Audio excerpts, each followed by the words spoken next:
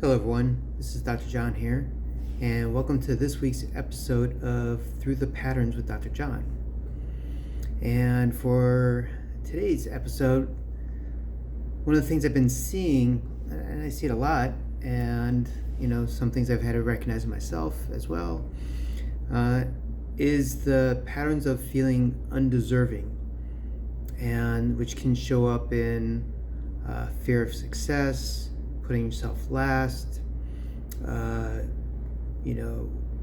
not reaching for your optimal,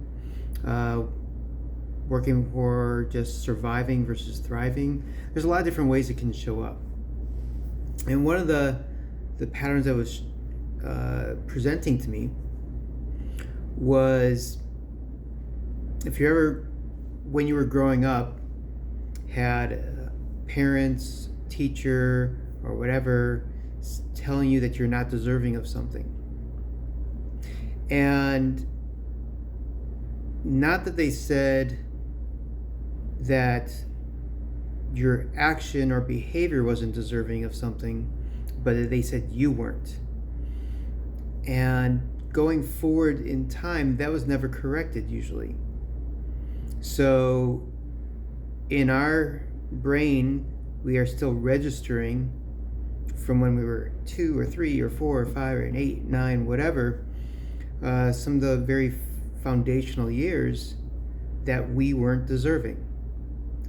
And yes, parents might say, well, that's not what we meant, or if you're parents, you might say, well, I've said that, but it's not what I meant. But words have power. Words are important, and how we say them can be interpreted in certain ways, and when it's never communicated or corrected, it will stay. And people's actions, reactions, even if they're not conscious of it, may be in response to that type of program. And is it more important to be defensive about our meanings behind things, or to correct our actions? Healing is about correcting. It's not about the blame, and it's not about justifying. It is just recognizing the impact it can have, and how do we change that, and as well as how do we correct it in ourselves. And if we can really recognize in ourselves that the action that we were told we weren't deserving of things for, that we've changed, we're not still doing those actions, so that stopped. So we are now recognizing that we are deserving, we are worthy. And so we can allow in these optimal things. We can allow in the opportunities to thrive in all different aspects of our life. We are seeing that we are now also worthy or deserving of,